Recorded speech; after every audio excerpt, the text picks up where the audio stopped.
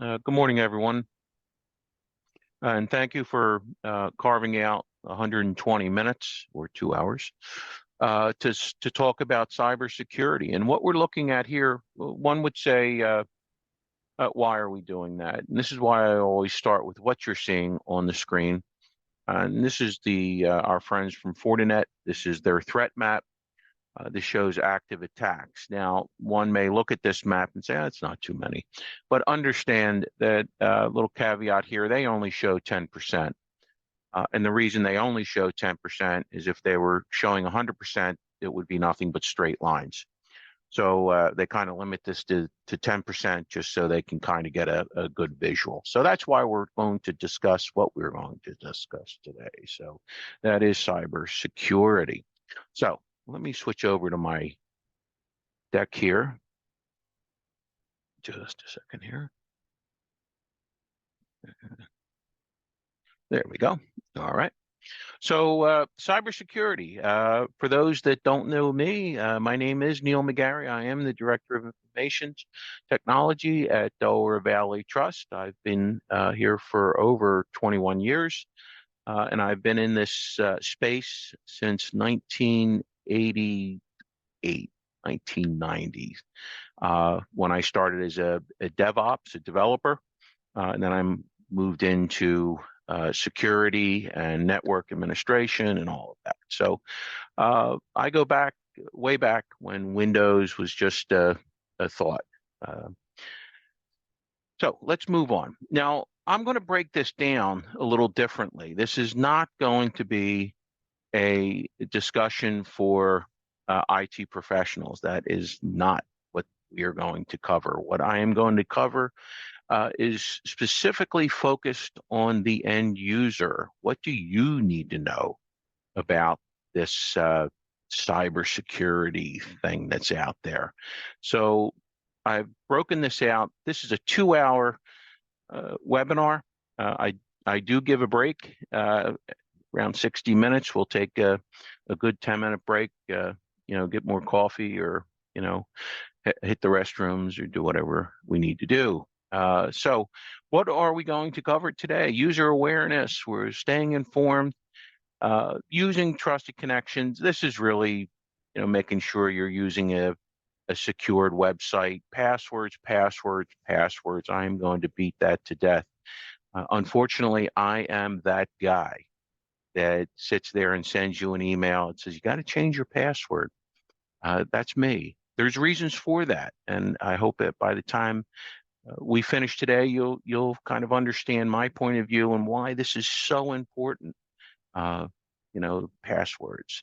And the other thing that I want to point out for you are my first line of defense in my cybersecurity plan. Having a well-educated end user is my best plan. Sure, I could put all kinds of fancy systems in place, a Barracuda, a Cisco Iron Port. I could put all kinds of spam filters, 2FA. I can put all of that in the pipeline as part of my cybersecurity plan. But let's face it, you are my best defense. If you know not to click on something, if you know that something just doesn't look right here, that's a home run for a security professional. That the training's paid off, and of course you didn't click on it, which means nothing can be delivered in malicious payload. Remember, spam does get through filters. These people that send out these spam and phishing attempts, they're very good at what they do. So let's move on. Why are we doing this? Well, let me give you a couple slides here. And what I wanted to show you, now these are all areas in our vicinity. This is very close. I'm not going over to California to get these examples. These are all in Pennsylvania. So from a public safety perspective, we had Erie County in 2022, 2021, Delaware County, They had one. Mill Creek Township, they had one. So again, these are all very common, very close to us. So, they don't care who they hit. The big thing is, well, they really go for, the power grids, they go for the hospitals, they go wherever they can go. Now they're getting smart and they'll sit there and go, well, they'll do their homework and say, well, we get Delaware Valley Trust and they're this big, so we'll only ask them for 10 Bitcoins, as opposed to hitting in a healthcare system that they'll ask for 40 Bitcoins. So it's just things like that that we have to worry about. Okay? So this, in the public safety, in the education space, sure, schools are always a good one. All right. 2022, Corey School District in Erie, 2022, the Mars K-12. These were all ransomware, data breaches. You can see they're all listed there. And, honestly, there's some school districts that are still trying to come back from a ransomware attack. And let me qualify one thing with the ransomware. Sure, you sit there and go, well, they paid $1 million, or they paid $500,000, and they got all their the encryption keys, and then they were able to unencrypt all the data. Well, here's the thing to keep in mind. They still have your data.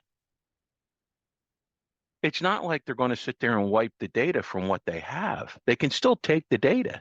So for all you know, they did take the data. Sure, you paid the ransomware to get it back, but they still have it. So how much of that data goes over to the dark web? And we'll talk about the dark web later. But how much of it's on the dark web being sold at, $50 a record, or some as high as I've heard, some as high as $400 a record, based on where it came from. So this is a big deal for local government. Now, here's one that we need to worry about. Okay. Clearfield County, they had their computer system hit in 2021. Penn Township, Allegheny Intermediate Unit, they were 2020. So again, these are all things right around our corner. And a few other examples.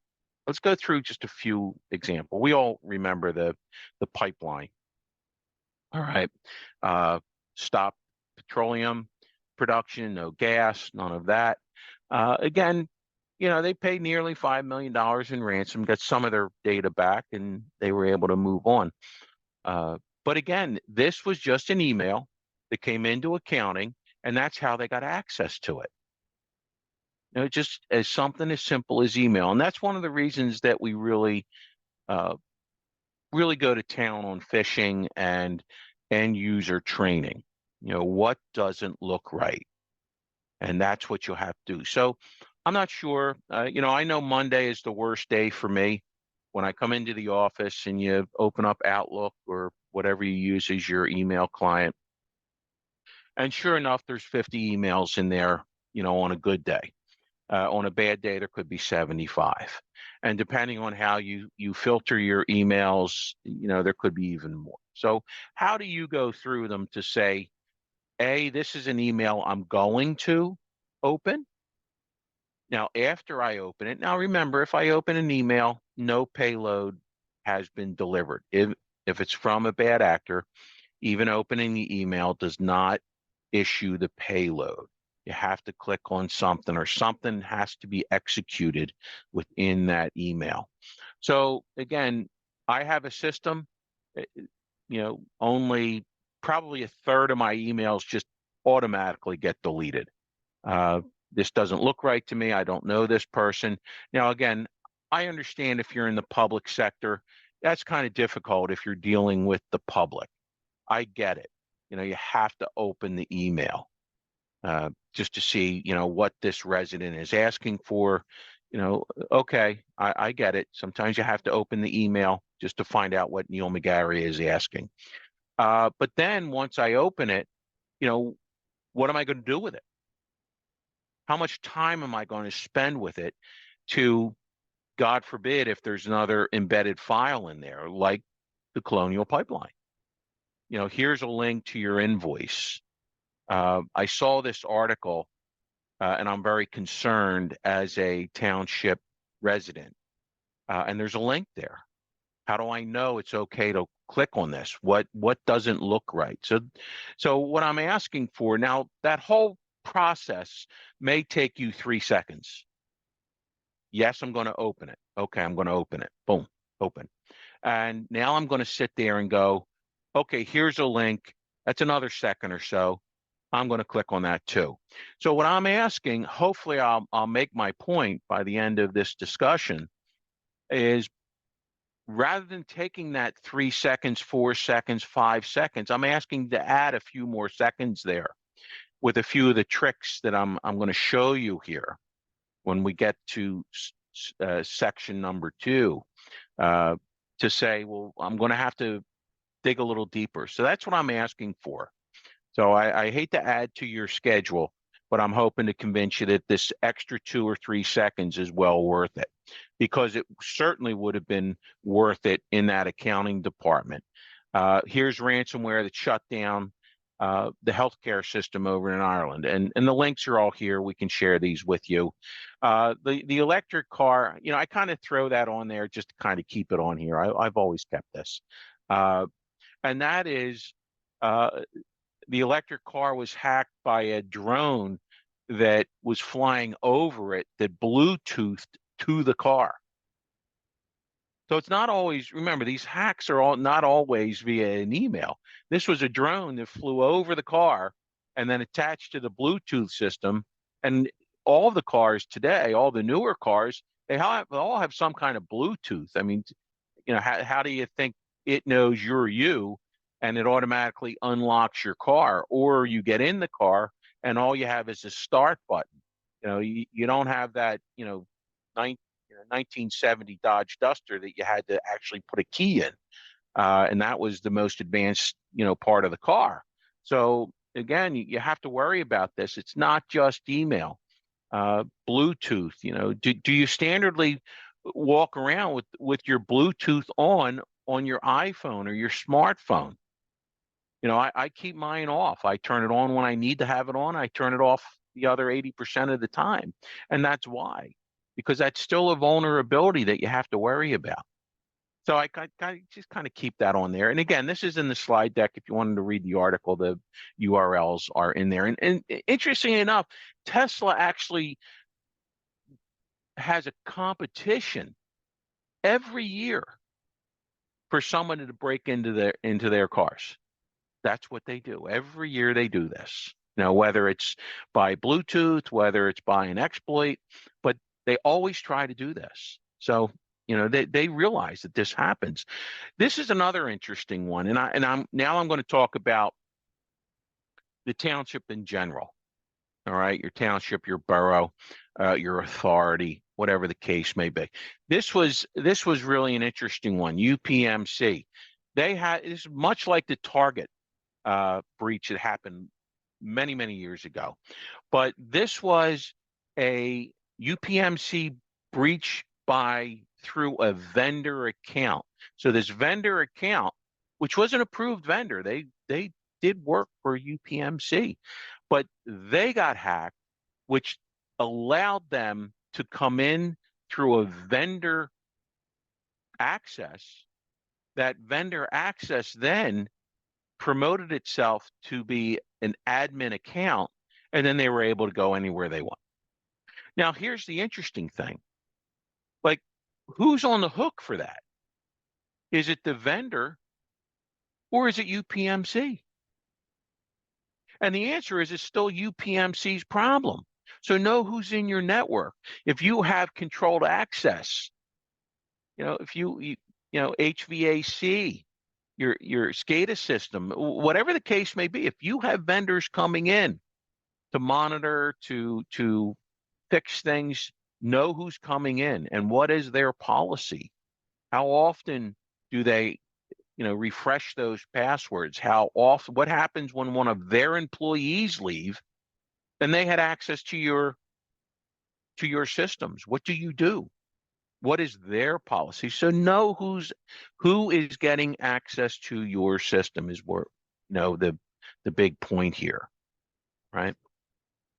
Another example, very interesting example, and this was from, L&I. This was from the Unemployment Compensation Department, and this one is called bank hijacking. Now we all know that they try to get your banking information, all of that. Well, this was a little new twist. And, for those that understand the UC system, they don't mail you checks anymore. It's all direct deposit. It's all of that. So once you say, okay, you've been approved for benefits, you go online and you put your bank account information in there, and then it gets direct deposited. All right, everything works great. Well, here they had a breach. Somebody breached the system. And rather than stealing the information, they didn't care about the information. What they did was they changed all the bank accounts, the routing numbers and the bank account numbers. All right, great. So now all the payments were going to the malicious party here. Now you sit there and go, well, it might take me 2-3 days to realize that. Like, hey, I didn't get that deposit that I was expecting. So when people were calling in, it's like, well, you changed your banking information. It's going here. It's like, I didn't do that. Well, somebody did. Well, here, by the time they found this all out, that money's been wire transferred a half a dozen times since the initial deposit, and that money's gone. Now, here's the interesting part. This was a new system. And the system had the ability to use MFA. MFA, 2FA, they're both multi-form factor authentication, two-form factor, they both mean the same thing. And this system had that ability, but it was turned off. So people could just use a username and password, and that's it. They didn't need to use that second form of validation. And we'll get into that. And hopefully I always say, if anything is related to my bank account or anything that's related to money, I will only use you if you have 2FA or MFA, multi-form factor authentication. Now, the question then becomes, how do you define what is a financial site? Now, we all would agree that, say, PNC Bank, TD Bank, they're all financial sites. Empowered for retirement or wherever your retirement, that's a financial site. But here's a question for you. Well, I'm not sure if anyone uses that big online store called Amazon, but do you consider Amazon a financial site? And a lot of people go, well, no, not really. They're an e-commerce. I just buy stuff from them. But what do they have? They have your credit card information, right? So even a site that I put credit card information they have better have 2FA, because they have my credit card. So if someone breaches my account, they can go on a shopping spree. Yeah, use the credit card on file. Go. Here I find out that, that 60, 80-inch flat panel TV was just delivered. And it's like, what are you talking about? Well, it was delivered to somewhere in Japan. Who knows? But it's too late, So anyway, so that's what I'm talking about here. 2FA, although it's another step, I get it, but there's a reason for it, and it decreases your chance of being hacked and having your identity stolen, really. So anyway, let's move on. One of my last examples is the dark side. Yes, we all know the dark side, right? We're thinking Star Wars, but dark side is probably one of, if not the largest, ransomware as a service provider out there. So I'm not sure if anyone uses Office 365, Google, and all the Google suites and all that other stuff. But again, that's called software as a service. You're giving Bill Gates, and so sure, we're moving along here. and he lets you use Word and Excel and PowerPoint and all of that. That's all software for as a service. Well, now they have ransomware as a service.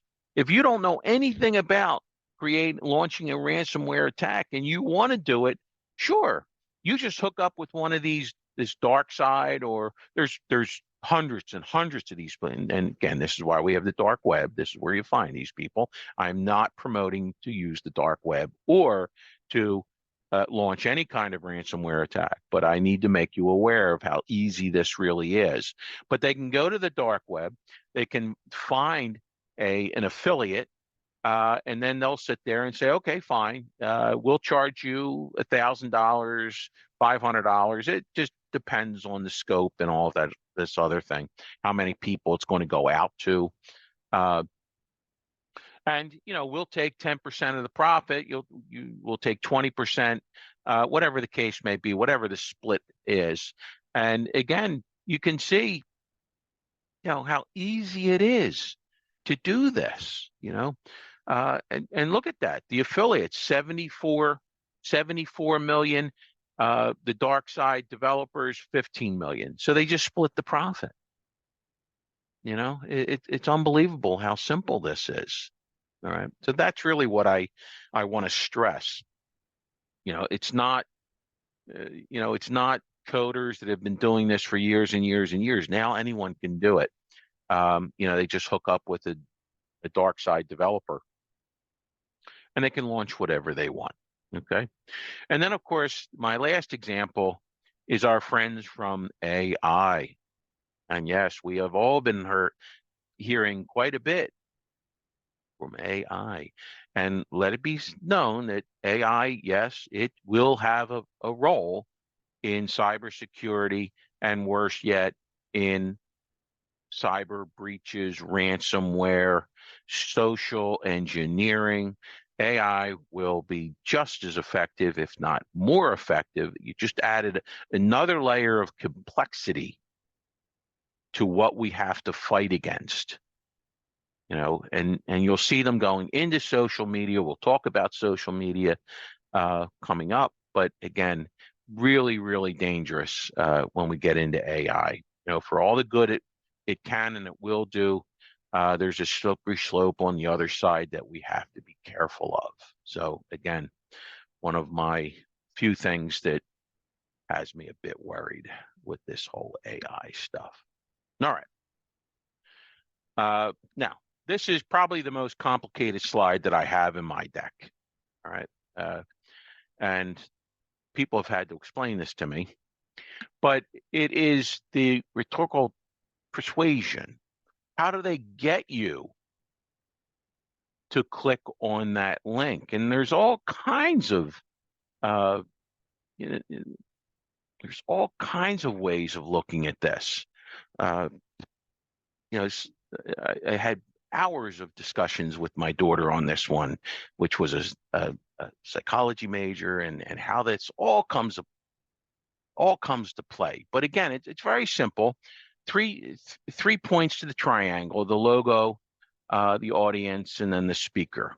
All right, logo, sure, and logos are easy. You can scrape that. You can scrape that off a web page. That's simple. And again, I'm gonna pick on my friends from Amazon. Do you trust Amazon when you get an email from Amazon? Well, you probably do if you're using them, and you probably do if you're even expecting something from them. Then yeah, okay, yeah, I get emails from you all the time. And can the speaker be trusted? Yeah, sure, it's Amazon. Why could you not trust them?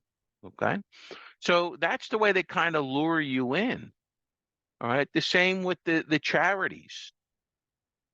Charities are the same thing. That's why every time we have a major hurricane or some kind of event, weather related or natural disaster, you see ransomwares and phishing just kind of skyrocket. Because they do want to play on your heartstrings here, and we're all wanting to say, yeah, sure, let me help a little bit. But how do you know that help is actually correct. It's just an email, right? How do you know that email's correct? And it's not somebody, trying to do a phishing attempt just to get, $100 out of you. So that's what you have to be careful of here. So let's move on. All right.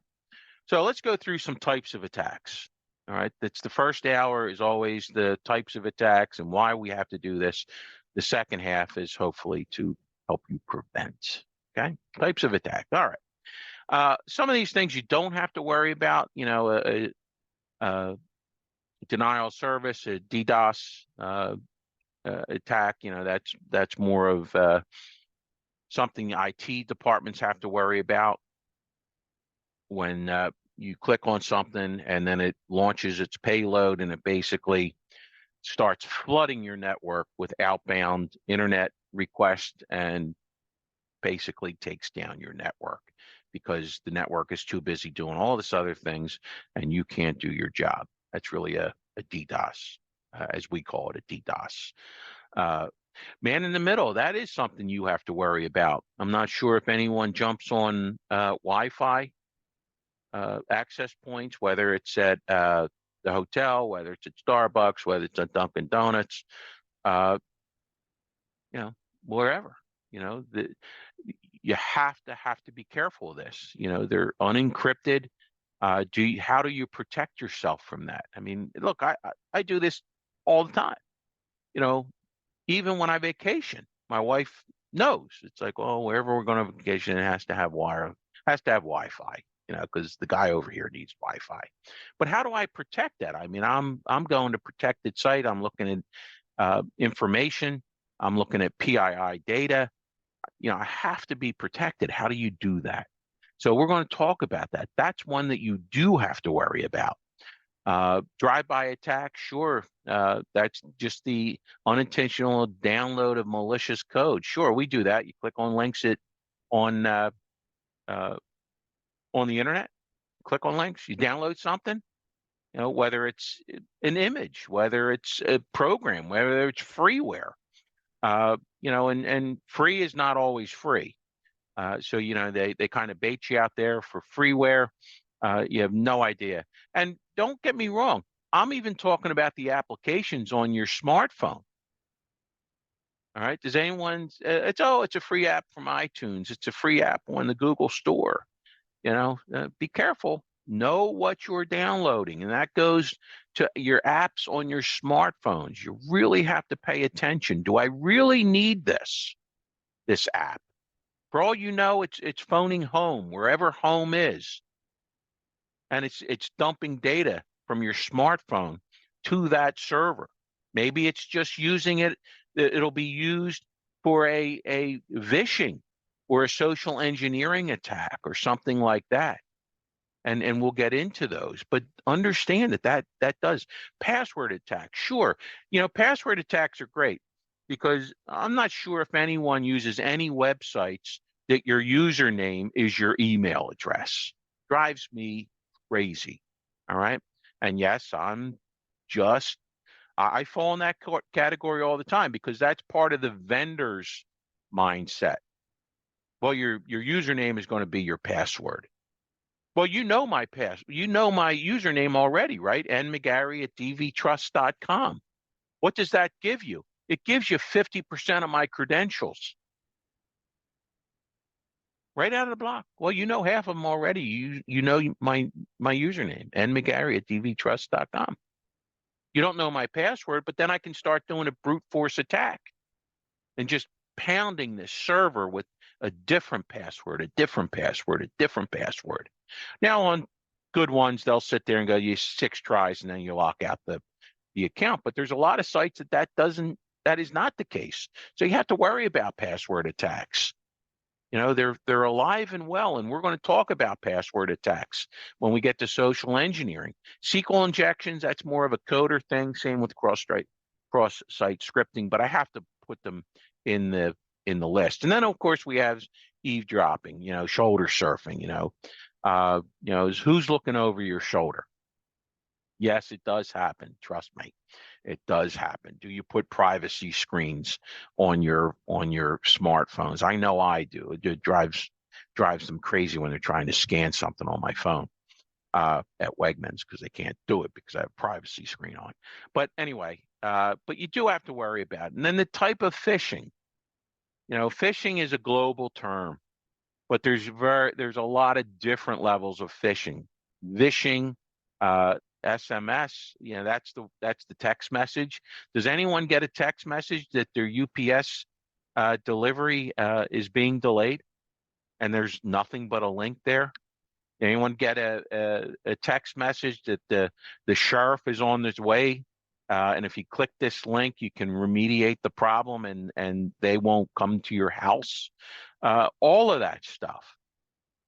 That's that, and it's just prevalent today. We all get them, right? So how do we get around that? I can tell you the one thing we don't do is click on that link in that text message. I get it from my wife all the time. Oh, I got another text message from UPS. I said, please just delete it. Okay. Simple as that. Search engine, sure. The search engine, you're just searching.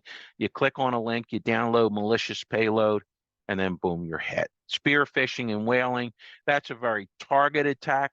And that's interesting too, because if any of you get an email from me, all it'll say is Neil McGarry, Delaware Valley Trust. That's it. Name, name, address, phone number, and email. I very rarely put an email with my job title on it.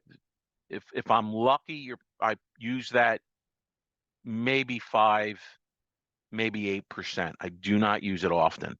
And that's why I don't do it, because I don't want to be a target of spear phishing and whaling. When they're looking for the CEO, they're looking for the manager, they're looking for the finance guy. In my case, my title has director in it, so they're looking for those email addresses, and they're the ones that they're going to try to send to accounting, say, please pay this invoice. I'm at a conference, I'm in a meeting, I'm in no way reachable right now, but I need this done within 2 hours. Now, hopefully there's some checks and balances in the accounting department that would never take place. But again, that's what I mean by spear phishing and whaling. All right. So again, phishing, this is the age-old thing that we were all taught when we were kids. If it's too good to be true, it's probably not true. All right. That sense of urgency, pay this, pay this, pay this, do this now, do this now. Hyperlinks. These are all things that are within an email that once any of these categories have been breached, I'm going to stop and take that extra 3 seconds, 4 seconds before I decide to do anything. So this is a good rule of thumb. Too good to be true, probably not true. Sense of urgency, I have to do it, I have to do it. Hyperlinks, if there's a hyperlink or an attachment in any email, automatically I have to really be concerned about this. All right, hyperlinks or attachments. Here's your invoice. Okay. Unusual sender. There was one, and this is important, especially for a new vendor. This was about 2 years ago or so, but a new vendor brought in a new vendor to help me with a certain, value-added service we were doing for our members, and eventually the account manager called me and says, you haven't paid the last 2 invoices. I said, well, that's not a good thing. And I said, well, did you mail them in, or how did you send them? He's like, oh, we emailed them to you. Now, I always look for the domain. I know that this vendor would come in on such and such a domain.com, abc.com. And I said, well, okay, well, I don't remember seeing any invoices coming in on your domain. And they said, oh, wait a minute. It probably came in on our billing domain, which is totally different. I mean, it wasn't even close. So I did. I said, oh, yeah, I remember those. I deleted them. I didn't even open them. I deleted them. They had an attachment to it. I wasn't opening it. You should have told me. And then we fixed the problem and we got it. So, it's kind of one of those things that if you deal with new vendors, and especially if they're going to do electronic billing, they're going to send you an email bill monthly, quarterly, whatever the case may be. One of my questions is always, well, what's that domain? It's going to be sending me this information. Because if it's not your domain, chances are I'm going to delete it. I'm not even going to open it. And I'm certainly not going to open the PDF, because remember, a PDF, a photo, it all has metadata. It's data that's behind the scenes that you don't even see. And that's where they bury the malicious code. They bury it back in the metadata. So you open the invoice, it's like, yeah, that invoice looks pretty good to me. Sure. Okay, great. Well, what you don't know is it just launched metadata in the background, and now you just added malicious software. All right. So again, that's what we're talking about there. And then we have ransomware. This is one of my newer slides. This came from, Verizon. This is their big ransomware report. They do this every year. But again, what are the biggest? And, email is always the first, but now we have desktop sharing software. So you have to be careful about that. When someone says, yeah, let me get into your computer, I'm from the IT department. Now, luckily, we're not IBM, we're not Boeing, we're not, these huge companies that you don't know who your IT team is. So typically, your IT team. It's like, yeah, I need you to fix this. But again, if you get a phone call that you did not initiate, are you sure this person is who they say they are and they want access?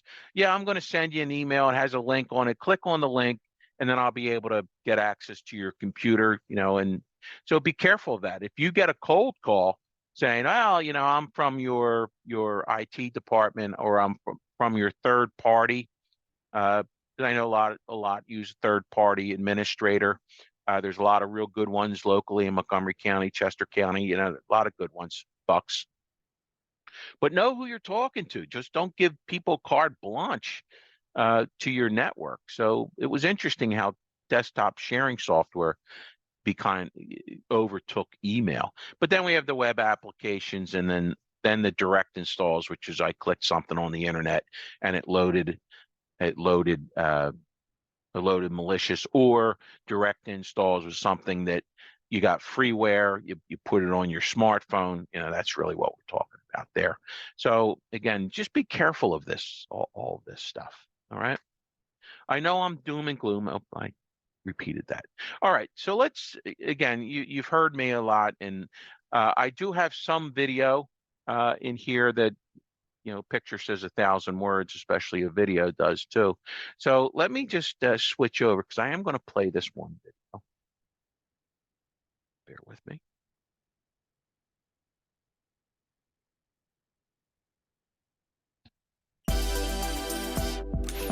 So this is about phishing in general. Phishing is a method of trying to gather personal information using deceptive emails and websites. Stay tuned for what you need to know about this increasingly sophisticated form of cyber attack. The goal of phishing is to trick an email recipient into believing that the message is something they want or need, a request from their bank, for instance, or a note from someone in their company, and to click a link or download an attachment. Fish is pronounced just like it's spelled, which is to say like the word fish. The analogy is of an angler throwing a baited hook out there, the phishing email, and hoping you bite. What really distinguishes phishing is that attackers masquerade as a trusted entity of some kind, often a real or plausibly real person or a company the victim might do business with. It might be your boss, your bank, or a company whose software you use. Perhaps one of the most consequential phishing attacks in history happened in 2016, when Russian hackers managed to get Hillary Clinton's campaign chair, John Podesta, to offer up the password to his personal Gmail account. How did they do it? The hackers sent an email warning Mr. Podesta that someone had his password and that he should change it immediately. Clicking on a link in the email took him to a fake login page. This is a classic ploy, and one all of us would hope we would see for what it is. But email scammers are constantly honing their craft, trying new pitches, and pulling new strings. One way to get familiar with their tactics is to study the email messages that scammers send. Here are a few real-world examples and how they work. 1. Your account has been hacked. The person sending this threatening phishing message found a group email that was publicly available on the company's site. Using that list to target the message was smart. Not so smart was the content of the message, in which the would-be attacker reveals a lack of understanding of how malware works. 2. Password reset. Taking advantage of the fact that no one wants to miss a paycheck, messages like this one aim to trick the user into revealing important data, often a username and password that the attacker can use to breach a system or account. 3. Payment request. This email has enough information specific to the target company to give even the most phishing-savvy recipients pause. The key to not getting caught in this trap is to know your company's processes and to be able to spot anomalies. 4. Charity donation. Here the scammer is counting on the greed and gullibility of the recipient. This theme of giving something away for free is a common one and preys on human nature. The key thing to remember is if it sounds too good to be true, it probably is. Thanks for watching and stay safe out there. Okay. So again, that's the overall. Use some of the same examples that I have given you previously. So that's the overview of phishing itself. You know, everyone's a target. If you get email, you are a target, all right? I do have one on vishing, and you know, this is an interesting one, and I'll spin this afterwards a little bit on vishing, but it's a very interesting one. Bear with me here for just a second.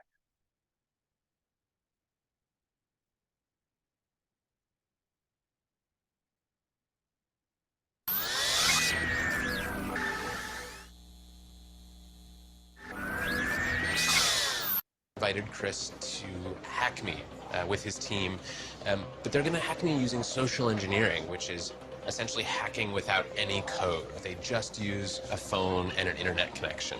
We help people with human security issues by testing vulnerabilities for like a network test, but it's for the people network.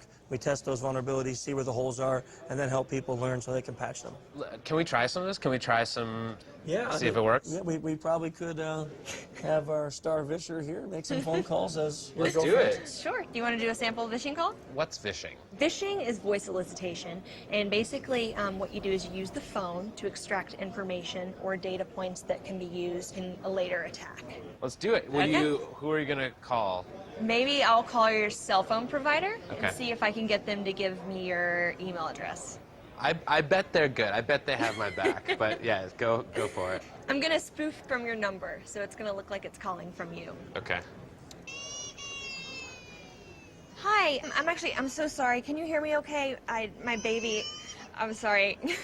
my husband's like, we're about to apply for a loan and we just had a baby and he's like, get this done by today. So I'm so sorry. I can't call you back. I'm trying to log into our account for uses information and I can't remember what email address we used to log the account. The baby's crying and can you help me? Awesome. In just 30 seconds, gmail.com? Jessica gets my personal email address. Now, if I needed to add our older daughter on our account so she could call in and make changes, how would I need to go about doing that? You would have to send me a secure PIN through a text message?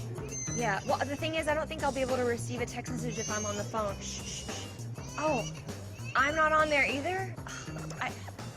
So I thought when we got married, he added me to the account. Okay, my Jessica uses my girlfriend's name and a fake social security number 5127. to set up her own personal access to my account. Wait, I'm sorry, so there's no password on my account right now? Can I set that up? She even gets the support person to change my Thank you password. so much for your help today. So she just basically blocked me out of my own account. I'll get her fed after this. All right, thank you. So they just gave you access to my entire cell phone account. You're gonna have to go on and change your password now because it's Jess, my name. And all.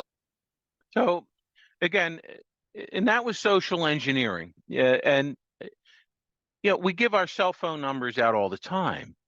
So and then with the cell phone number or whatever number, there was a lot of things going on there. You know, she's playing the goes to YouTube and gets the sound clip of the crying baby. The other thing, if you notice, she said she spoofed the number. So it's going to a website. It's using the website to make a phone call and make it look like it's coming from 215-706-0101, which is the trust phone number. And most people, if you used my cell phone, you would call them and they have a CRM system. It says, oh, I know that number. It's Neil McGarry. So they already think they're talking to Neil McGarry. So the Neil McGarry account is already up there. And then, you know, you get the heartstrings. Remember, you're playing against those heartstrings with the crying baby and whatnot. And the representative just, sure, yeah, sure, I'll reset it. Not a problem. Oh, you want an account? Sure, I'll make an account for you. By then, you're locked out of your account. All right. So that's really what vishing is. It's using that combination of social engineering and a phone to really do that. So again, how are they getting that information? You know, so be careful. You know, I'm going to go to social media. Now, what are we putting on social media? Are we giving them fuel for their fire by what we post on social media? Just be careful of that. And then this is social engineering. I only have, a couple more. But this is the last one on different types. But this social engineering one is an interesting one as well. And I like to show you this, okay?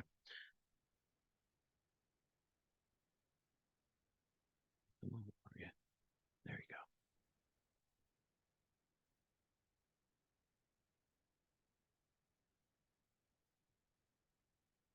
What do you think of when I say the word hacker? Some creepy dude in a basement? Well, that's a misconception. What if I told you there's a class of hackers who don't just have social skills, they have more social intelligence than anyone you'll ever meet? David Kennedy is one of them. He's what's known as a social engineer, or a people hacker. His craft is to dupe you into doing things and sharing information you probably shouldn't. Can I just get your credit card number? Some use it for illegal activity. In David's case, companies pay him to find out if employees are leaving the company vulnerable. He and his team show us how it's done. Step 1, spoof his number so it looks like he's calling from inside the company, and then call tech support. Hello, you there? Hello? Hi, this is Ken. How may I help you? I was wondering if you can take a look at a website I'm trying to get to. It's for a big customer thing I'm working on for Monday, and I can't seem to get to the website from my computer. Sure. What's the website? I'll see if I can get to it. Thanks, man. I really appreciate the help. I mean, it could be a stupid thing. I'm really stuck with computers, but so it's www.survey. That's SURVEY -pro.com. Yeah, I got a prompt to open. I just clicked open, and I'm at the site now. Here's what the IT guy doesn't realize. By clicking that link, he's just given David full access to his computer. Whoa, okay, that's weird. I just hit it and it works. It seems like it's working fine now. Awesome. I don't know what you did, man, but I really appreciate the help. Hey, no problem. That was easy. That was it? We're on his computer right now. You were able to take over this guy's computer within, I would say, like under 2 minutes. Under 2 minutes, yeah. Under 2 minutes, took over his entire computer, and think of it as not just his computer, but it's pretty much a downfall of the entire company. In this case, the company was paying David to hack them and see if their employees would fall for it. They did. To show you this demo, we agreed not to use the company's name.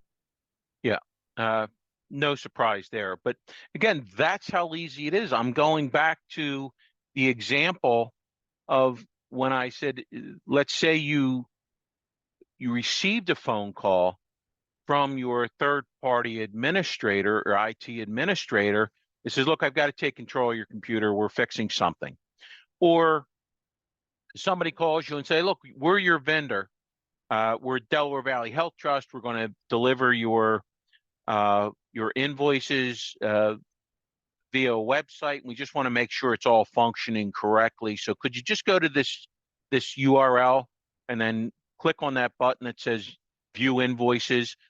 By the way, we would never do that. But again, it's that simple. You click on that view invoice, and sure enough, an invoice comes up. It says Delaware Valley Trust on it. It's everything that you would expect it to see. However, in the background, it just delivered malicious payload. So it's that simple. Okay, we're done. All right, thanks for your time. But believe me, they're not done because they now have access to your computer. And if they have access to your computer, what do they have access to? Anything that is attached to that computer, or in other words, your network, all the files, all, they'll try to first do a elevation of privileges so that they can get anywhere they want. That's, they'll get around that one. And then they move along. So be careful. It's that easy. Ah, yes. Our smartphones, our mobile devices. Okay. Again, I've pointed out a few of these already. We all use these smartphones. They're more powerful than the first computer I've ever used back in the 1980s. These smartphones will put that. It's just so much faster and can do so much more. But again, what do we have to worry about this? Yes, we do.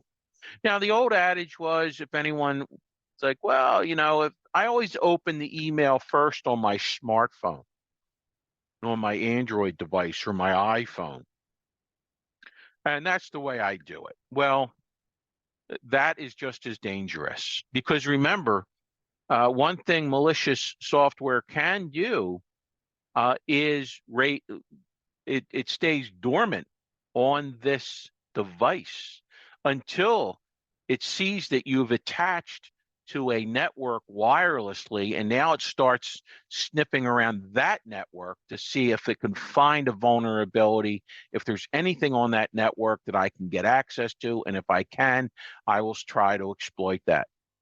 So it is dangerous. Don't think that by clicking on the link in my email on my smartphone, it's less dangerous. It's just as dangerous. So be careful of that one. Only put the applications that you really need on your smartphone on your smartphone. But leaky apps, you don't get too much with that with iPhone because again, uh, whether you know it or not, I mean, all of anything that goes on the App Store, Apple has to approve. Uh, there is a little bit of an approval process with uh, with the Google Store, but it's a little more of a wild, wild west. So again, we have that problem. That's what I mean by leaky apps. You think it's doing one thing, it's reporting something back somewhere else that you're not even aware of. SMS phishing, of course, those text messages with the UPS package, all of that. Again, if you're expecting a package from UPS, go to UPS's website in a browser and then put the tracking number yourself. Don't trust the link in the text message. Same for an email. But we'll get to that. Malware, of course, known exploits. Yes, you always want to know what's going on, or normally the provider will do that. Apple will say, "Oh, we're pushing out 17.1.1 because we've seen an exploit." On the mobile devices, please don't be the one that says, "Well, I want that patch to be out for a good 6 months before I apply it." If there's an patch to your OS, your operating system, whether it's Google or iPhone, please get it on your phone. All right. There's a reason that a new version came out. You should get it on there. All right. And yes, they can get crypto jacked as well. It can encrypt your whole phone, and it's no different than any other computer device. So be careful of that, please. All right. Just a few more. One more. This is the last one, and then we'll take our break. But again, recognizing some of these are obvious. The antivirus keeps popping up and says, you got a problem, you got a problem. Pop-ups, that's back in the old adware days. Disk space is disappearing. Files or transactions appearing. Sure, they're the encrypted files. That's what you're starting to see. Systems slow down to a crawl. Be careful with that one. It's not always ransomware. It's just your operating system after too many Microsoft patches and things like that. Again, unusual, like when applications get loaded, you might get a visual message or something like that. You pay attention. your computer starts restarting by itself, that's a concern. You have to worry about that. Or, of course, the mouse starts moving, which somebody's trying to control your computer through RDP or some kind of other remote access. And then, of course, like I already said, the computer shuts down and power goes. You know, you have a problem. Then you want to really investigate that as well. All right. So with that said, I am pretty good on time. But the second half is going to be on how do we start. I'm done with all the doom and gloom. All right, we've made it halfway. I'm done with the doom and gloom. It's time to start talking about some secure user practices, and that's what we want to get to right now. So why don't we take, we'll do 10-minute break. That's fine. It allows you to get another cup of coffee or use a restroom or something like that. So I have, it's just the top of the hour. 10:57 is what I have. So we'll pick up just a little before 8 minutes after 10 or 11, excuse me, and then we'll get into some safe practices. So I'll see you in 10. I'm going to freeze my screen until then, and then we'll pick up. All right. I appreciate your attention thus far, and now hopefully we have some solutions. So I will see you in 9 minutes. Thank you.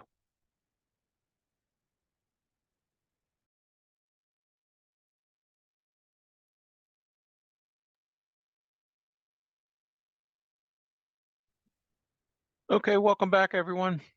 I have 8 minutes after 11, so I am going to kind of get started during the break. As you can see, I just put the threat map back up, so let me get rid of that.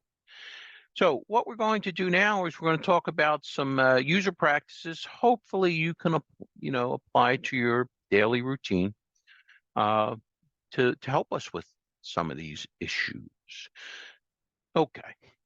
As I said, I was going to talk about passwords. So why do we do this? Okay, we're going to talk about emails, downloads, passwords, complexity, 2FA or MFA. We'll talk about some antivirus solutions. Remember, I'm talking about this from your perspective, the end user perspective, but also, a lot of the things that I'm going to be talking about works for your home as well. It's not just protecting when you're at the work site, the municipality, the township, the authority. These kind of transfer over to your everyday, even your personal life as well. Again, don't think just because I open up my email in a web browser, I'm any less vulnerable.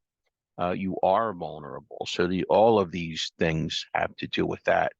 Backups, you need to do this for home as well as the entity needs to do that for their data. So again, we're going to talk about backup. And there's a reason that it is backup. And then protecting your operating system, that's on your home computer, your home laptop, as well as the township. Now, at the township, borough, authority, as I say, the entity, they have policies in place that they take care of all this for you. But on home, they're not there. So we're going to talk about securing all of these things. But on the right-hand side here, it's kind of an interesting matrix here on why we want to see some complexity in your passwords. And this is a matrix from a brute force algorithm attacking. Remember earlier I said who has a username that is your email address. If they have your email address, they have half of your credentials. So I just have to now try to brute force it, assuming you don't have MFA or 2FA active on that account and you're only using a username and password. How fast can I brute force and using a brute force attack come up with your password? So again, this is kind of an interesting one, 1, 2, 3, 4, 5, 6, 7, 8, 9, 10, 11 with numbers only. It's in milliseconds here.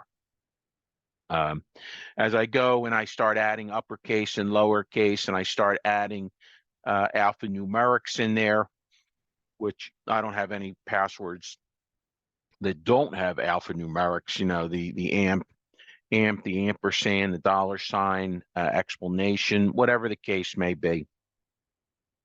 You create your own cipher for that one. But you can see that that's when I start, and then I get past 12. You know, my standard password, you know, even for a low-level website, is going to be 12 to 14. If it's a banking website, in other words, anything of importance or anything that I have a credit card on, you know, now I'm up to 18. You know, now one would say, well, you know, how many websites do you have to have credentials for? And right now, between work and home, uh, you know, I'm just under 300, you know, sets of credentials. So it's like, wow. Well, there's no way you can remember all of that. So how do you remember that? So we'll talk about that. You know, yes, I do use a password management system to keep track of all this. So we'll get into that as well. But this is an interesting matrix. It tells you why you want your password to be, you know, eight characters, 12 characters, 14 characters. And yes, you want upper lowercase and alphanumerics. This is kind of why. Okay. I think the sweet spot there is between 12 and above. You know, in my opinion, that's kind of the sweet spot where we want to be. But again, that's what I recommend. Okay. Emails. Let's talk about emails. Okay. Sure. Anything with an email attachment, you know that I'm going to really, really look at this hard. I am going to look at the email address, the sender's email. I'm not going to click on links within emails. Not that I'm saying I'm not going to click on them, but I'm still going to check them before again, it's that extra 3 seconds that I'm asking you to give me. All right. I want that extra 3 seconds. And this is why it's going to take me that 1 second to really double check the sender's email address. It's going to take me another second to double check that URL that's buried in there. Or if it's a download, you know, what really is it? Downloads are worse, to be honest with you. You know, if I'm not expecting an attachment from Neil McGarry, forget it. I'm not doing it. And then be careful when I'm on the internet, when I go and it's like, sure, download this, download that. Remember, free isn't always free. And am I using a secured browser? So if I go to a browser, you know, if I look at the URL or where it's going to take me, you know, is it HTTPS instead of HTTP? You know, if I'm going to Amazon, if I'm going to PNC, if I'm going to heck, even the health application for Delaware Valley Health Trust, am I going to an HTTPS, meaning that there is a secured socket layer in there and that everything is getting encrypted between you and that website server? All right, it's very important. And, you know, the last two, you know, do you delete temporary files? Because remember, as I'm on the internet, the system creates all of these temp files. You know, so you know, a lot of times they say, "Oh, how did they remember this is where I left off at that website?" It's because it created a temp file or a history or what we say a cookie as well. So how often do you delete those? You know, I have my internet browsers to delete those when I close the browser. I don't want them to stay on my laptop. I want them gone. Okay. And do you allow your browsers to save your passwords? Sure, it's easy. You know, I get it all the time from, people in my household. It's like, well, it's just easier to have them save the password. I don't have to retype it. Yeah, okay, fine. Well, some browsers are more secure than others, and I could get that laptop and I can go and I can take a look at your saved password history and I work a little more. Boom, now I've got your password. So again, I am not a fan of it. I always say, no, I never, ever, ever let the the browser save my password? Yes, there are some caveats. And I'll talk about these as we go on, like the Apple keychain. So I will get to that when people say, well, what if I save it to my Apple keychain? Is it secured? So we'll talk about that. Don't worry. But I don't let the Internet Explorer, Firefox, Chrome, when it says, do you want me to save the password? I say no. As a matter of fact, I just turn that off. I go into the browser settings and say, please don't ask me that because I don't want you to save my passwords. So you can go and actually turn that off, that option. Now, again, I'm not going to give you problems without a solution, and most password management solutions do have a browser plugin, and we'll get to that in a couple slides, okay? So if you do want to automate that process, you still can. And I think it's a much more secure process. So moving along, these are just some email examples. I think I have 4 of these altogether. But again, this is what I'm talking about back here when I say hover over the embedded link. This is what I'm talking about. So I just received this email. And it says, okay, great. It wants you to click on this link to check out your account. Okay, great. Now this has been opened up in an Outlook client, and we all know that the URL would be blue with a line under it. And if I just hover, that's what I mean by hover over that sign on, that blue hyperlink. I don't want to click on it. I just want to kind of put it over it. And the icon goes from a pointer to, the hand. And then a little pop-out menu will come up. And I'll say, well, this is where it wants to take you. And again, this is my 1 second here.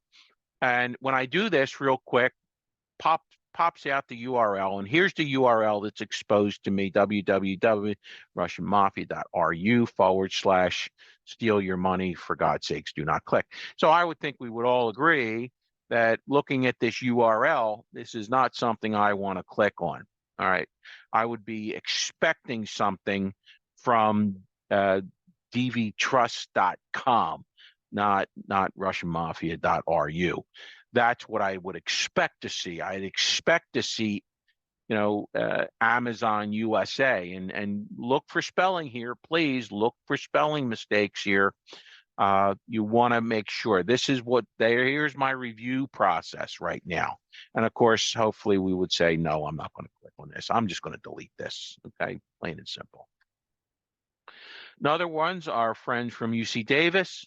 Very common thing. Your email account. We saw that even in the phishing video that I had. Very common. Your email account, your Amazon account, something is at risk. You need to log on and check this out. So, okay, fine, no problem. Let's say ucdavis.edu. Well, I am a student, so I would expect to get this email. Here's that triangle, right? So I trust the sender and everything looks good. It may be branded okay, so I can click on it, okay? So again, what I have here, I have to be careful of this. But here's my 1 second. I'm going to hover over, just like I did in the last example. I'm going to hover over. And when I do that, here, this is what's going to come up. All right, HTTP. Well, there's the first problem right there, because any kind of, notice that the URL has HTTPS : Well, the link it's going to take you to is an HTTP.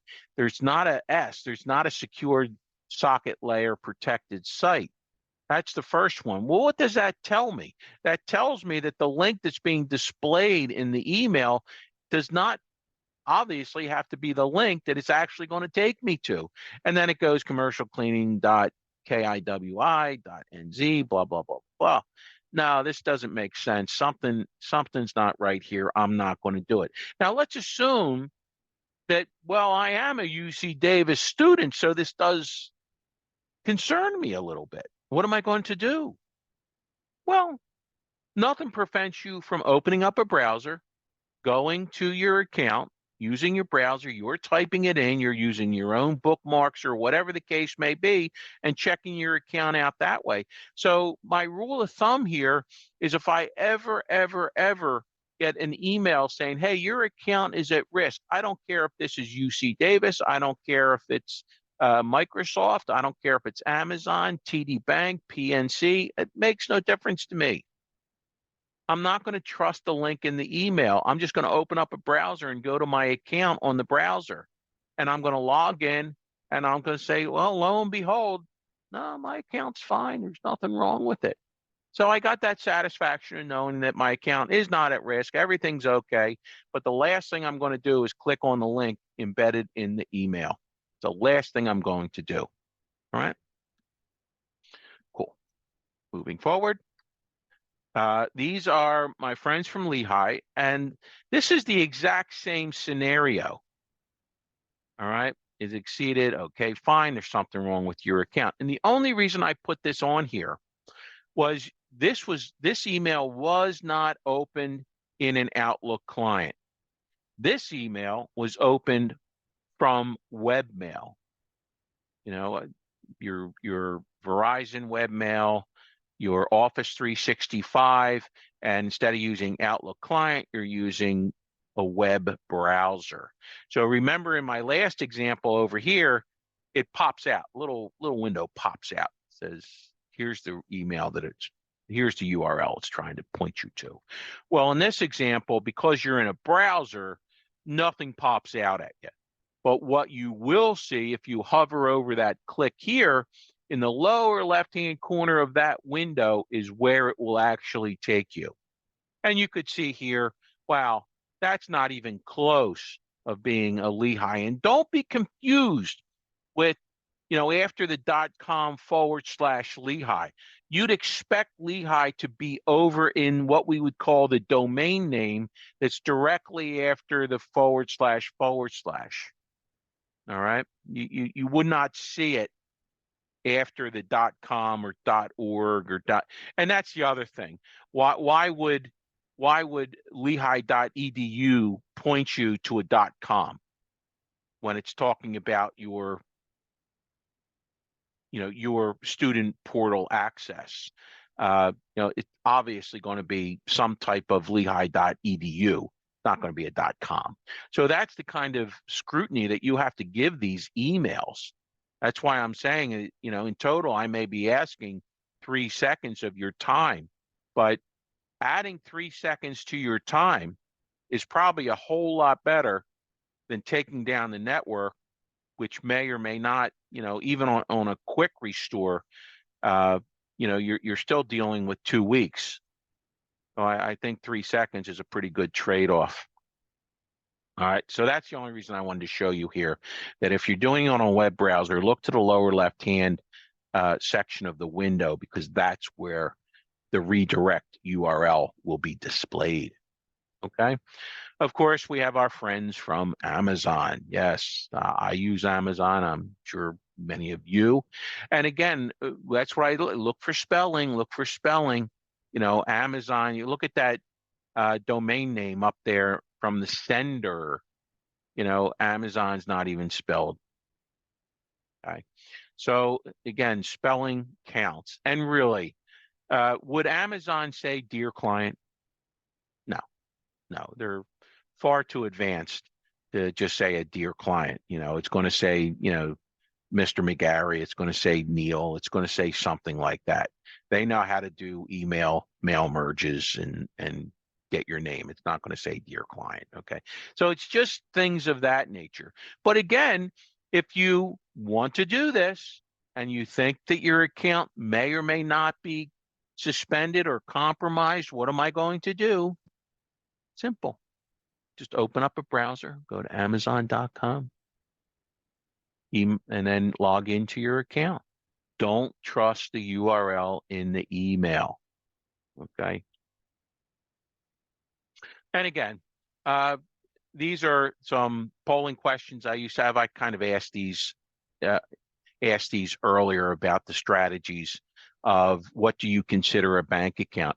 Do you have one password that you keep recycling?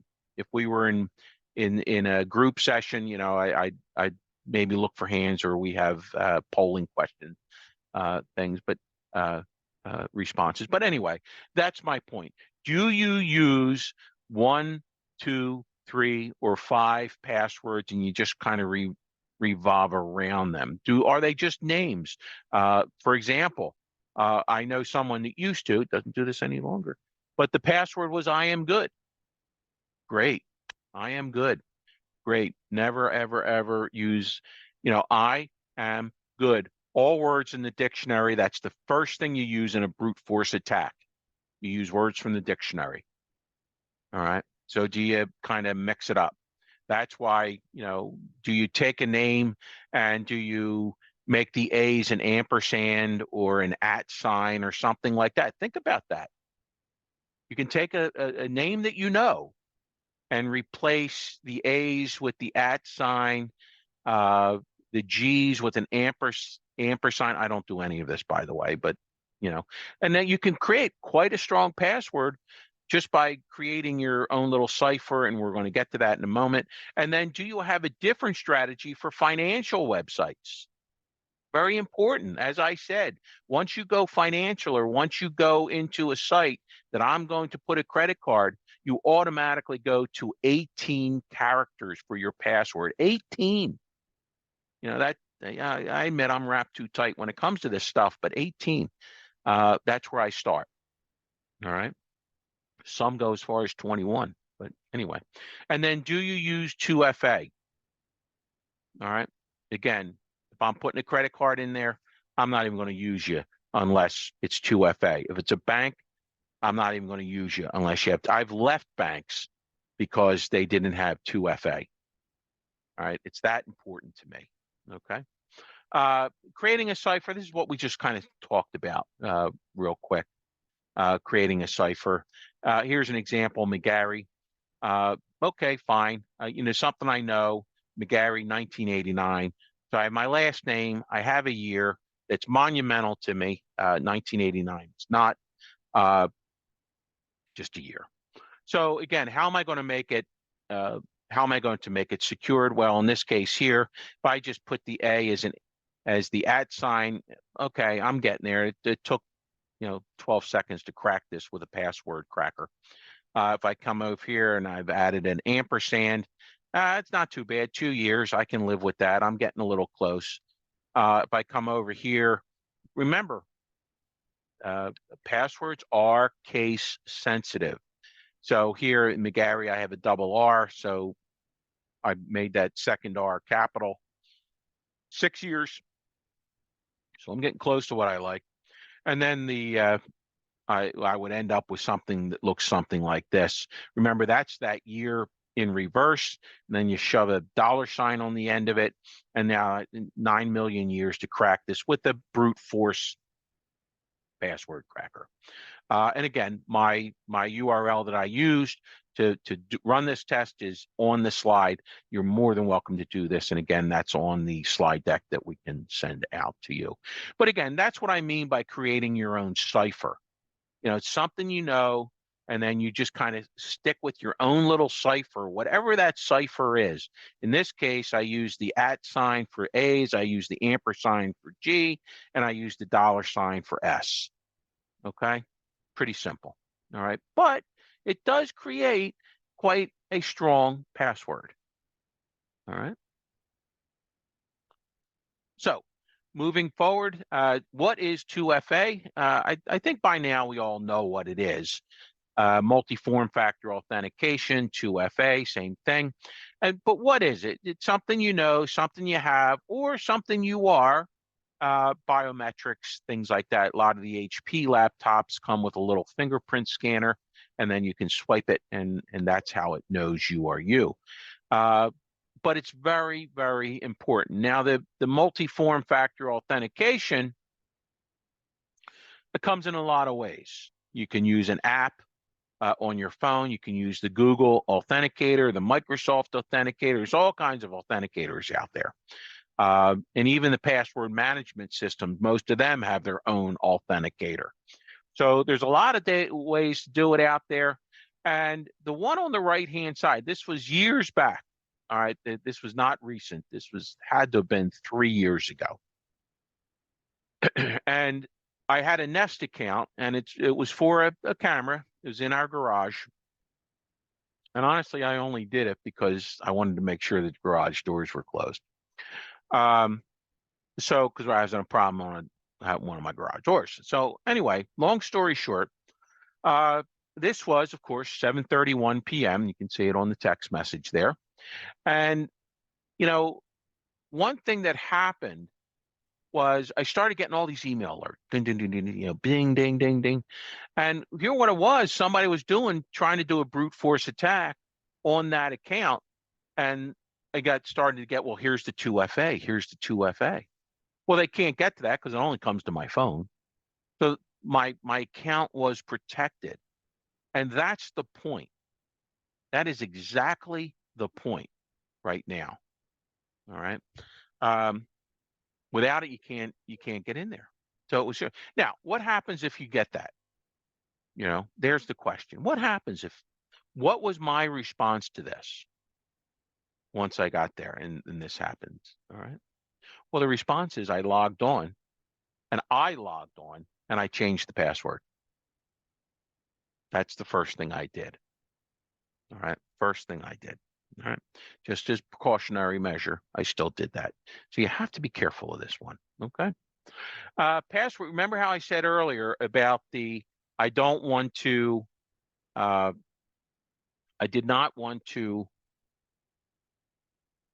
have the browser save any usernames and passwords. All right. And I kind of beat that to death a little bit.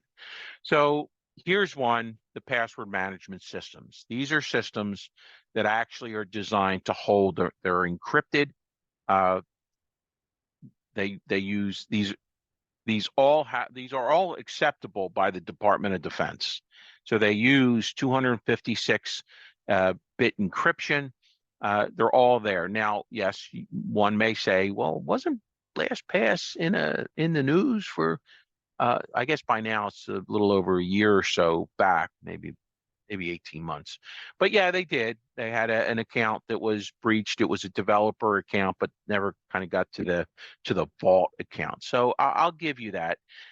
Again, these people are targets of cyber hacking, thousands of times per day, to get in here. But again, I use LastPass. The only reason those top two are highlighted is because I have experience with them. I use both of those, one for work and one for personal. But they work well. And the nice thing about them is they synchronize between all my devices. So they're on my smartphone, they're on my computer. They have a plugin in my browser. Remember how I said, but I don't want the browser to save my credentials, but I will allow LastPass to fill them in the browser automatically if I go to a site that it has credentials for. But it's that username and credentials is not being saved in the browser itself. So these are a whole list of them. Some are free, some pay. LastPass does have a free version if you'd ever want to try it out. Go ahead and try it out. And then they have the premium if you want to pay $12 a year or something like that. But again, there's a lot of them out there. I do use them. I see value in them. Let's put it that way. Okay. AV, sure, we have to worry about this. Now, I will say Defender has come a long way. Microsoft Windows Defender Security. In the early days, I always was hesitant about it, but Defender has come a long way in the Windows 11 world. So I'm not too afraid of it. But there's a lot of solutions out there. In the old days, it was always Symantec, McAfee, Bitdefender's a good one. They have paid solution and free solutions. Totally up to you. This is one thing you will not have to worry about at the entity level because they figure all this out for you. They push this to your work device automatically. But home, you do have to worry about this. All right, home, you do, and that's a little caveat over here when I said that the browser has a LastPass plugin. Again, if you try to do this on your work computer, that could be a problem. It really depends on the way your group policy and everything is set up. The security is set up on your device. So, I don't want to step on anyone's toes here. You may have to get IT, and they'll say, "Well, it's not approved, or it is approved, or something like that." Same here. All right. But you don't normally have to worry about this. But home, you do. So home, we want to make sure you have something that has real-time scanning. Now, Microsoft Defender does have that. But typically, you do want to just go in and confirm it. It also has settings in there for ransomware scanning and things of that nature. So you want to really make sure you have this on your home computer in some way, shape, or form. And schedule routine antiviruses. Yeah, it's great that you confirm you have real-time scanning, but you should scan your computer. Now, whether you turn your computer on, you keep it on, you turn it on and off, that's something that you have to decide. My home computer is always on, so doing a 2 a.m. virus scan every day, which is what I do every day, is no big deal to me. Hopefully I'm not in front of my computer at 2 a.m. So again, make sure you schedule those. Again, at the entity level, you don't have to worry about this. This has all been done for you. Again, this is more of another malware bites. In the past, it was always antivirus and then malware, antivirus, malware. Today, they're really one and the same, but you'll hear that term malware, and most of them now do both AV and malware. Malware bites is really good. They're both AV and malware, and they have a nice free version too. Nothing wrong with it. I like Malwarebytes. The only kicker with Malwarebytes is you can't put it on a domained computer. Now, your home computers, I doubt you have a domain running in your home, but it is possible. But if you're just using Workgroup or something like that, or a Workgroup topology, then yeah, Malwarebytes, it's free. You don't have to pay a dime for it, and it works quite well. I used it. Again, the highlighted ones are just because I've used them in the past, and Malwarebytes is one at the top. That number of times.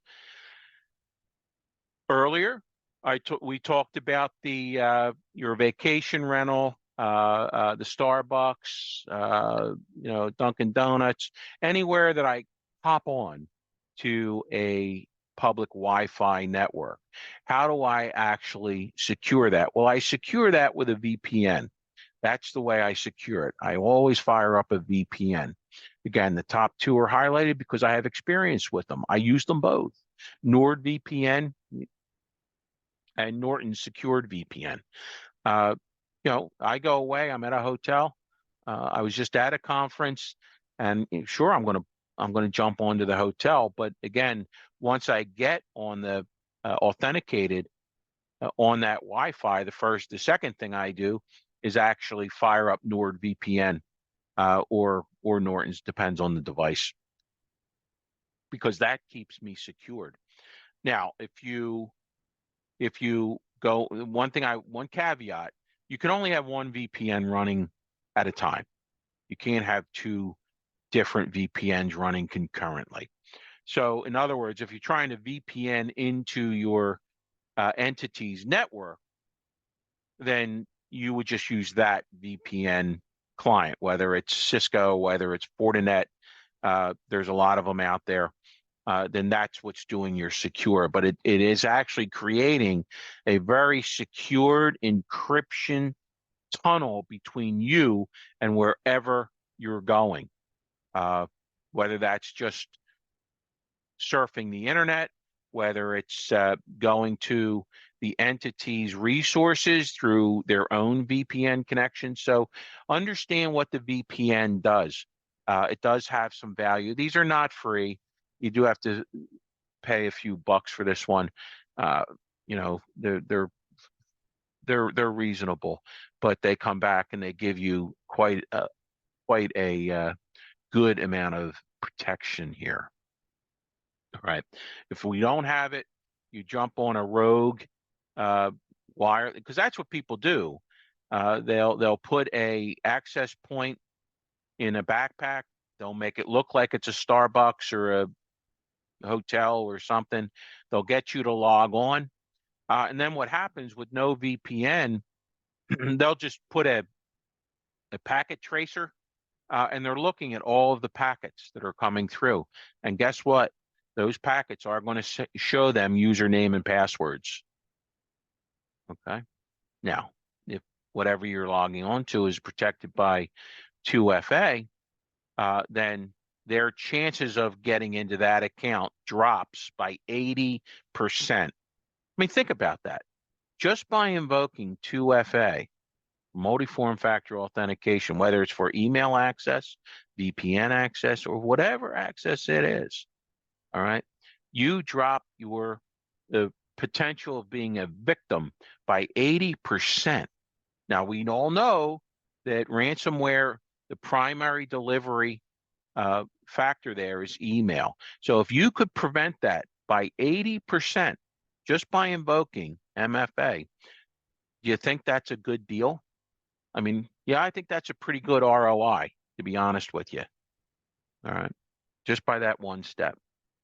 So anyway, I digressed. I'm sorry. Moving over to backups, again, you don't really have to deal with this too much, or you don't have to deal with this at the entity level, but you do have to deal with this at the home level. So how do you back up? 3, 2, 1, 3 copies of your backup, 2 different storage medias and 1 offsite. For home computers, I can live with 2, 2, 1.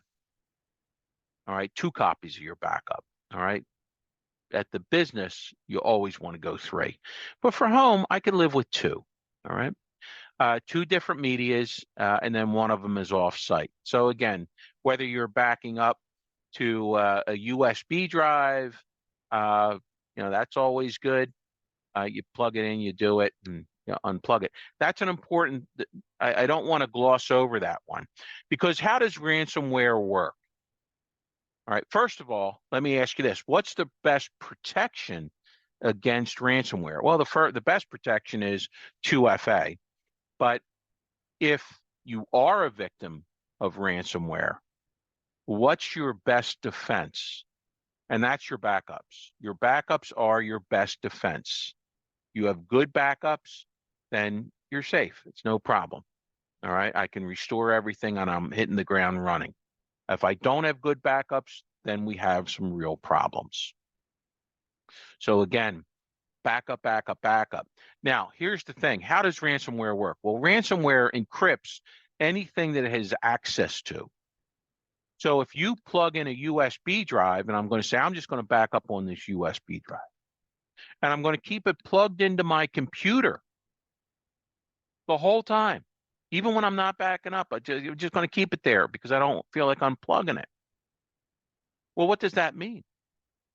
That means at the point in time you get hit with ransomware, it starts encrypting anything that it has access to, including your backups. So please, you back up your computer once a week. I mean, that's kind of your decision. And then when you're done backing up, or a backup could be simply copying your important files, bank statements, retirement statements, the 5,000 pictures of the grandkids, whatever it is, whatever you deem is important. Just copy it over or use a backup function and then take it out. Unplug the USB drive. Because now what you have effectively done is what we call air gapping. You just air gap that. You can't, even if you're hit, that's not going to be effective. So be careful of that and keep that in mind.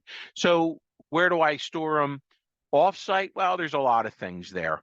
iCloud, if you have an Apple account, then you can store over on iCloud. There's a lot of backup providers out there. Again, the 2 highlighted are 2 that I use. Yes, I use iCloud. And I use iDrive. It's a paid thing. I think they give you a small amount for free if you'd ever want to try it. but it's just iDrive. Again, I'm not a paid spokesperson. It's just something I use. All right.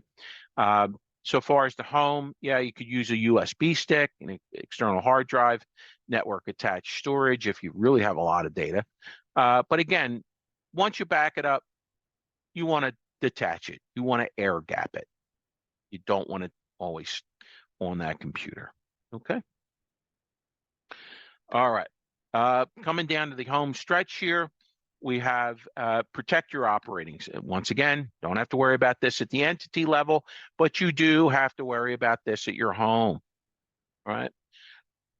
You know, case in point, are all of your accounts administrator accounts on your home computer? Because when you set that computer up that very first time and it says, who's going to log into this computer? Give me a name. That name is an administrator. And what can an administrator do on a workstation, on a laptop, on a server? An administrator can do whatever they want, whatever they want. Okay. So again, you want to load ransomware? Go ahead, load it. We don't care. You're an administrator. So I always say, make sure you're not an administrator. Whenever I set up accounts for, you know, my kids or something like that, you know, the first account is always, you know, the primary account. And that's what I name it. I name it primary. I don't call it admin. You know, I don't make it too obvious. And that's the administrator account. And then I'll make a secondary account for the kids. I'm not even an administrator on my day-to-day account on my home computer. I'm a user. All I am is a user. And if I need to do anything that needs administrator credentials, you'll see a little box come up. User access control box, the infamous user access control. And it wants an administrator account. Well, I know the administrator account. I just type it in. All right. You may get that at the entity as well. You try to do something and it pops up user access control because your account doesn't have the permissions enough to do what it's trying to do. That's a good thing. It's a real good thing. All right. So for my home computer, you know, all of the kids were just users. They're just a user, which means they can't, you know, the chance of them downloading ransomware again is decreased. Now it's not as good as 80%, but you're still minimizing the risk. And isn't that what we really want to accomplish here? You want to minimize the risk. So you can do that. So again, be careful of that. You know, you don't want the primary account that you use every day on your home computer as an administrator account. It's very dangerous. Okay. All right. Some closing thoughts here. All right. Yeah. Have you ever Googled your name? And what comes up? You know, it's kind of an interesting thing. What do you put on social media? Because people scrape that all the time. And was your email address ever included in any kind of data breach? Now, that's the last one here. Have I been pawned? And there's the website right there. It's in with the slide deck. So it's very interesting. You go to that website, you put your email address in, and it'll say, "Oh yes, that email was included on this, and this data breaches," and it'll, you know, target whatever it is. Okay, and it's something that I do every now and again. You know, I'll put my email address in here, both work and personal, and see what comes up. And let's say I was included on the Verizon, right? The Verizon hack, right? What am I going to do about it? Well, the first thing I'm going to do, if I have an active Verizon account, is what am I going to do? I'm going to go and I'm going to change that password just out of an abundance of caution.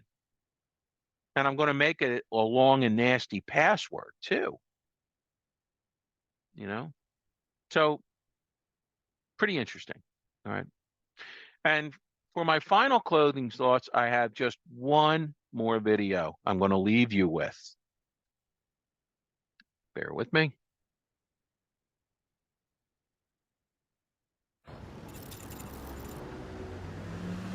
Oh, hi, can I help? Hot chocolate. What's the name? Joelle. What was the name? Alex. Alex. There you go, Johnny. Cheers. If you like our Facebook page, we give you a free hot drink and a free pastry. We have a new like for Damien. We have a new like for Damien. Hey, Carl, are you standing by? Standing by. Hi there, can I help? Yeah, I just liked your Facebook page. Okay, I'll search Facebook now. I'm searching Google. Have a phone number. I've got his email address. Okay, Carly, are you ready for information on Damien? Yep, I am. Mother's maiden name is he banks with Carly, this is the girl coming in now with the blue scarf. What's her name? Nicholas. Nicholas. His date of birth, 7th of May. She lives at 38A. Just be a couple of seconds. 2 children at age 4 and 6. Previous address. She's got photos. Yep, got it. Damien, age 26 and a fitness instructor. How do you know that? Where did you go to UCL? Martin went to South Thames College, assistant psychologist at Great Ormond Street. How did you know? That is... I don't understand. Oh, better? You know I'm a Christian as well. Oh, yeah, we know everything about you, Martin. Thank you. Nice to meet you, Anna from Russia.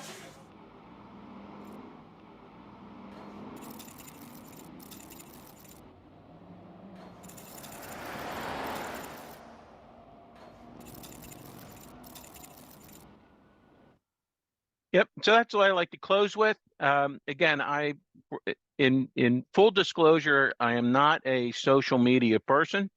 But with that said, we all remember MGM, most recent hack. And what was the root cause of that? It was someone's LinkedIn page. Somebody, hacker started going through LinkedIn, found somebody that worked at MGM, called the MGM helpline, said, hey, I forgot my password, for heaven's sakes. Again, what's their username? Their email address. So this person at the help desk said, oh, fine, we'll just reset your password. Here's the new password. Lo and behold, that person logged in, wasn't the real employee, and it took down the whole network, all through social media. So be careful what you post on social media, please, okay? Now, I know I can't see everyone, but I just have my final question, and that is, who wants to be next on my list? And I'm hearing nothing, as I should hear nothing. And if we were in person, I would certainly not want to see any hands up. You do not want to be on my list here. So please be careful. Take that extra amount of time. Look at these emails, because that is the primary way that they are going to deliver ransomware or some kind of malicious attack via email.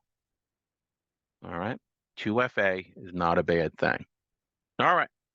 So that's all I have. I appreciate your time. And Nicole, I'll give it back over to you.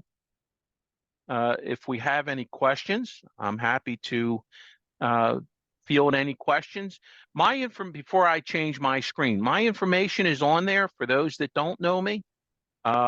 It's just Neil McGarry, and my email address is just first initial, last name, and McGarry at dvtrusts.com.